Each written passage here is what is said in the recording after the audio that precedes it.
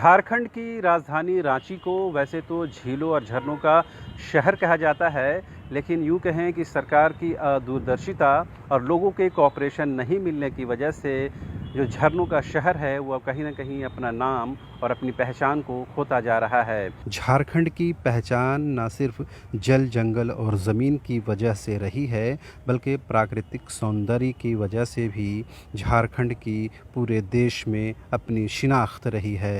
संयुक्त बिहार के समय रांची बिहार की ग्रीष्मकालीन राजधानी हुआ करती थी। हालांकि झारखंड गठन के बाद से यहाँ की आबोहवा में काफ़ी बदलाव महसूस किया गया है। बात अगर राजधानी रांची की करें तो यहाँ के झील और तालाब अब दम तोड़ते हुए नज़र आ रहे हैं। पिछले दिनों ही झारखंड हाई कोर्ट ने बड़ा तालाब को लेकर तल्ख टिप्पणी की।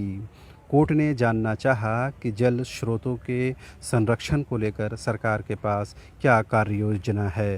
हाईकोर्ट की टिप्पणी के बाद नगर विकास विभाग और रांची नगर निगम की नींद खुली, तब जाकर बड़ा तालाब की सफाई का काम शुरू हुआ।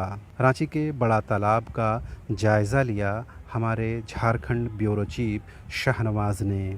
इस वक्त हम मौजूद हैं रांची के झील में, जिसे बड़ा तालाब के नाम से भी जाना जाता है। तस्वीरों के माध्यम से ये दिखाना चाहेंगे कि साल 2019 में यहाँ पर आदमकद स्वामी विवेकानंद जी की प्रतिमा स्थापित की गई और लोगों को ये बताने की कोशिश हुई कि जो लोग यहाँ पर आएंगे उससे कहीं ना कहीं इंस्पायर होंगे, उससे मोटिवेट होंगे और कहीं ना कहीं उनके रास्ते पर चलने का अज़्म और इरादा लेंगे।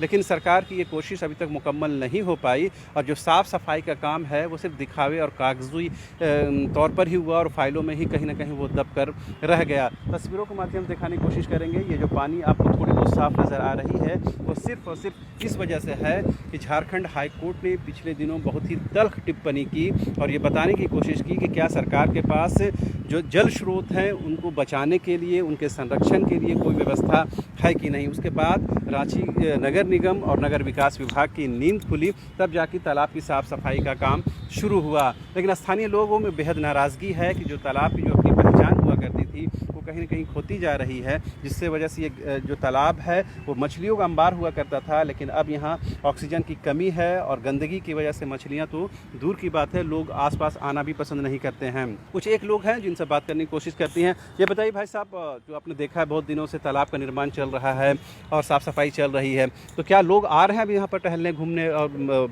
ये अपने तफरी के लिए? वो स्टेचू पे नहीं, अभी लॉकडाउन की वजह से बंद हुआ है। जी जी। अभी तो खुला नहीं, अब कब खुलता है ये तो गवर्नमेंट आदेश देगी, उसके बाद ही कुछ। तो ये निर्माण कर काफ़ी दिनों से चल रहा है, तो कुछ बताया गया है कब तक पूरा करना है ये? नहीं, इसे तो मुझे नहीं, हम लोगों को नहीं बताया गया है कि कब खुलेगा। जी, लोग आते हैं पूछताछ करने के लिए कब से ये खुलेगा, कब से हम लोग यहाँ तो पूछते हैं आगे कि कब खुलेगा भाई। तो हम लोग बोलते हैं अब गवर्नमेंट का आदेश मिलेगा तभी खुलेगा, हम लोग को तो पता नहीं है कब खुलेगा। इतना सब बता देते हैं। जी, तो अभी ये काम पूरी तरह से बंद है लॉकडाउन की वजह से?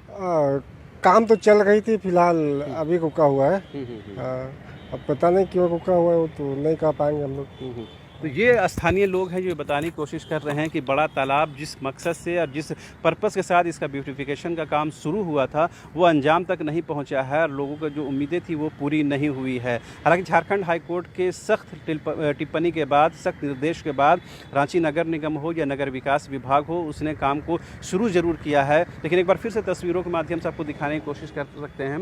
ये सामने जो पहाड़ी मंदिर है उसके ठीक बगल में ही रांची झील है, रांची तालाब है। लेकिन जो गंदगी है, जो निर्माण कार्य अधूरा पड़ा हुआ है, उसकी वजह से यहाँ लोग अब नहीं आने लगे हैं। दूसरे जो स्पॉट हैं पर्यटन के, वहाँ जाने लगे हैं, जिसकी वजह से कहीं ना कहीं राजस्व को नुकसान हो रहा है और झारखंड की जो अपनी पहचान और जो अपनी शिनाख्त हुआ करती थी उससे भी कहीं ना कहीं इसको धक्का लगा है। अब उम्मीद की जानी चाहिए कि जिस तरह से आदमकद प्रतिमा की स्थापना हुई है उसी तरह इस तालाब की, इस झील की साफ़ सफाई का भी काम पूरा होगा और लोगों की उम्मीदें पूरी होंगी।